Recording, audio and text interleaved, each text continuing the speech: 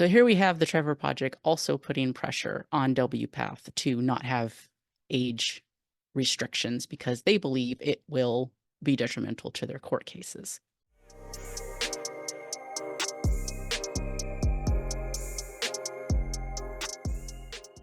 Welcome, everyone, to another weekly news roundup. This news week, we are on July 5th, and we're going to be covering the following topics. We have a story about the Trevor Project pressuring WPATH on age restrictions, the Alabama District Court granting a stay on pediatric gender treatment. There's a case about lesbians assaulted in Halifax, Nova Scotia, and the Third Court puts a halt to the Biden administration's expansion of Title IX. So we're going to begin with Carol today. Thanks, Joss. So the Trevor Project asked WPATH to remove the age restrictions on the medicalization of kids. As reported in last week's news roundup, it was discovered through WPATH documents that were subpoenaed by Alabama's Attorney General in that state's case to outlaw transition that Assistant Secretary for Health Rachel Levine pressured WPATH to remove age restrictions in its Standards of Care 8. This week, new court documents showed that the Trevor Project also put pressure on WPATH to remove age restrictions for youth transition. In an email released, a representative for the Trevor Project stated, and I'm going to go ahead and just read the middle part of this email that was released. Quote, "If what we're hearing is correct, and it's entirely possible it isn't, we're extremely concerned about the age minimums I believe are in the new Standards of Care 8. If what we've seen is accurate, this could have disastrous consequences for the work to protect basic healthcare for transgender youth. I promise I wouldn't be emailing you at such a busy time if I thought this was anything but an emergency." So the email is basically having a representative from the Trevor Project who states, "My primary portfolio is supporting trans youth and fighting for the anti-trans healthcare fighting the anti-trans healthcare legislation and policy sweeping the country right now." So here we have the Trevor Project also putting pressure on WPATH to not have age restrictions because they believe it will be detrimental to their court cases. On Tuesday, July 2nd, the Alabama District Court granted a stay to the plaintiffs in the suit over the state's ban on youth transition. The reason for the stay is the Supreme Court's decision to hear the case over Tennessee's ban, which we did discuss in our last news roundup. The stay means that we will no longer be seeing any of the WPATH documents that have been released in the Alabama case so far. The Supreme Court will begin its hearing on the Tennessee ban next year. It looks like we will be waiting on the Supreme Court for any further decisions on child transition bans. So that is going to be interesting to see what happens there. I'm actually surprised the Supreme Court decided to take it up, but here we are. And also this means that we will not be seeing any more WPATH emails, which is unfortunate, isn't it? All right, that's what I have for you. Joss? I'm going to start with the attack on lesbians in Halifax. So, two lesbians were attacked in Halifax on June 22nd. As a point of reference for non-Canadians, Halifax is the capital of the Canadian province of Nova Scotia. So these women were out on the town for a birthday celebration, and one of the women were receiving catcalls, sexually degrading comments from a group of 7 to 10 men. When the women confronted them, the verbal altercation became physical. Upon seeing her girlfriend attacked, so these are Emma and Tori. Tori was being attacked, trying to defend Emma. Emma jumps in as well, trying to save her girlfriend, who has been thrown to the ground and is being beaten, kicked and punched while on the ground by these men. And she also was subsequently attacked. So this alleged attack was caught on tape by bystanders who called for the mob to quit the attack. In the pictures that I'll include in this coverage, there's a cop that was called to the scene and was seen speaking with the group. They were able to obtain the ID of one of the individuals. None of the rest of them wanted to cooperate. And that's where the case is. So we're now July 5th, and this happened on the 22nd. Just 24 hours ago, the regional Halifax Regional Police put out a public call for additional information about this case. So 2 weeks-ish later, they're asking for more information. So they've gotten absolutely nowhere in this case in terms of solving or getting any justice for these women. And in fact, on the Facebook post where did this call for additional information, they have blocked comments on that particular post. So subsequently, the friends and allies of Tori and Emma have been posting on different other posts on the Halifax Regional Police saying, justice for Tori and Emma. So that's gay bashing. This is actual gay bashing, and that's really unfortunate to see in 2024 in a pretty major metro area.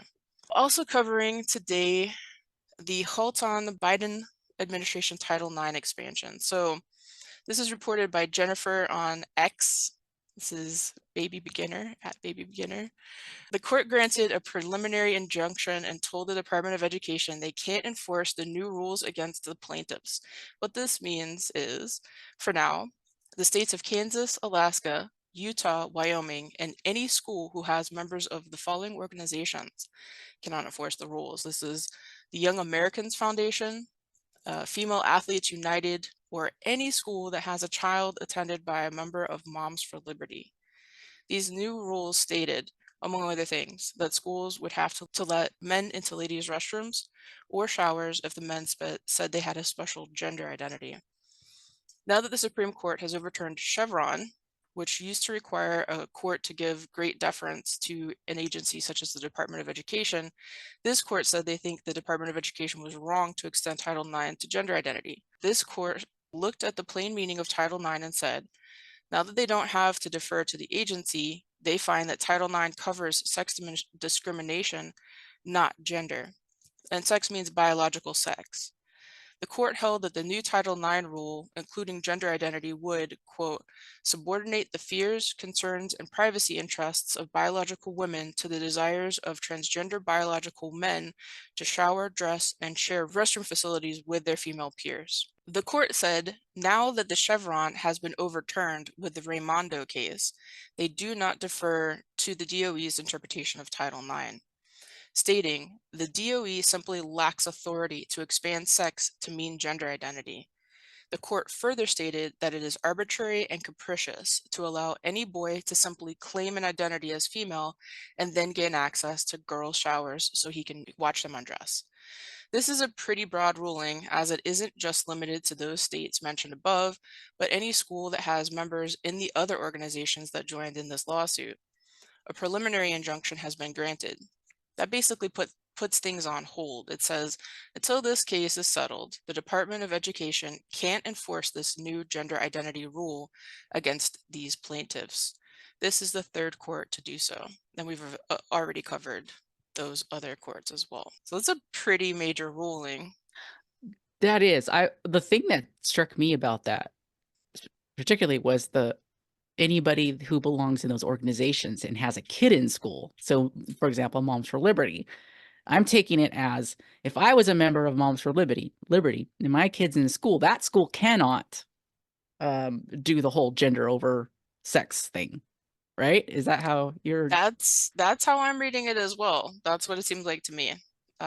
Especially with the line, any school who has members in the following organizations, because they named those 4 states separate Yeah. of all of those organizations. So I mean, I know for a fact that we have quite a few members here in California with the Moms for Liberty. I I know some of them. So yeah, there's a major turnout. Ariane mentioned from the AB 1955. now I'm thinking, are their ranks going to grow? People going to go join if they don't want, it's in a way, it's putting the power in the people's hands a bit more, which is kind of cool to see. It is good to see.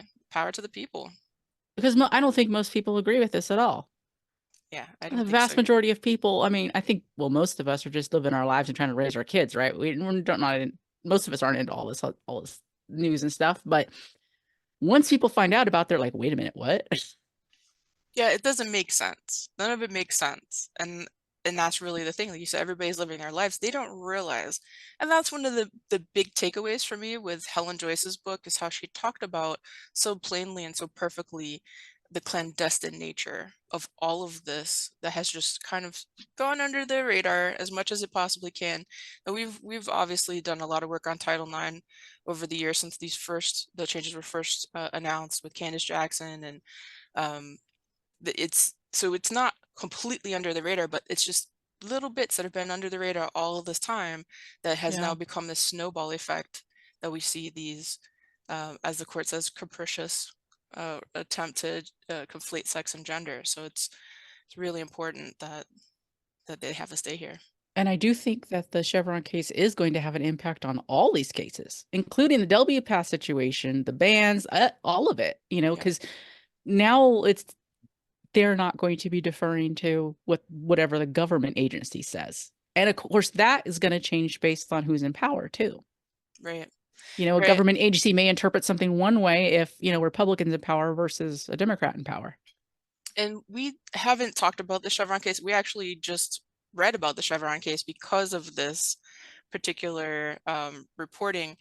But so this is just briefly for anyone who doesn't know, like we did not know until now. On June 28th, Supreme Court cut back sharply on the power of federal agencies to interpret the laws they administer and ruled that the courts should rely on their own interpretation of ambiguous laws. The decision will have far-reaching effects across the country. This was a 6-3 vote.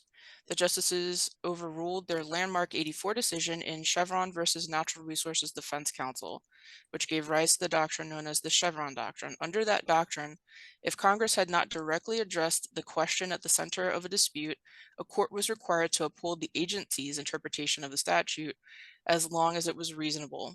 But in a 35-page ruling, Chief Justice John Roberts said he rejected the doctrine, calling it fundamentally misguided. So that is the Chevron ruling that we're referring to. We probably shouldn't be making laws that are so ambiguous. It's the other problem, right? Like, Yeah, because you can't just do that. I mean, laws aren't going to cover everything. It can't, because obviously life is nuanced sometimes. But if you do have a law, it does have to be clear. it does have to be clear. And this takes me back to the point of words having meanings that are clearly defined and unambiguous. So when we have situations where people maybe make a claim that they were gay bashed over something very insignificant, something that wasn't gay bashing at all, it undermines the meaning of those words. When we have someone say they are a lesbian, but they love phalluses, as long as they're not attached to a cis man, that undermines the meaning of lesbian. Like all of these words, because I've, of course, have just seen this in an unfortunate Instagram thing that hit my eyeballs about lesbians loving phalluses. Ally. I don't know. I'm trying to avoid the YouTube Yeah. censor, Yeah. but um, yeah, like Also, hate speech. right, Hate speech. What is that? Like, we've seen hate speech used use just in every which way, including just you don't agree with me, so therefore it's hate speech. You know, right, right. another problem. Yeah. Words need to have meaning that are clearly defined. We saw also GLAAD use the term sex Oh in yeah. a post. So that's something we'll end up talking about at greater length, but it's kind of interesting also how they've dialed back their definitions, because I do clearly remember them redefining lesbian sexuality around gender identity, and their latest iteration of their style guide, their media style guide, kind of removes some of that wording. So it Did they? does make it more ambiguous. Yeah. So their definition of oh gosh, their definition of one of the terms still says like uses gender identity. And so in some social media kerfuffle, I screenshot that. But the lesbian definition itself just says women. So it's a sexuality of women who I could find it, but women Mhm. who uh, love other women. And then have to get to the trans group, the trans definitions to read that a trans woman is anyone who decides that she's a woman. So Yeah. that it basically makes it about gender identity without using gender in that definition. But there's definitely been some shifty stuff that's been going on And that's something I encourage everybody to keep an eye on and don't lose focus because they're going to do this. They're going to slowly just roll it back. And then I would say like 10 years, this never happened. And I'm not going to let it go away. This Yeah, happened. And I want us to keep track of that. I want this part of our history.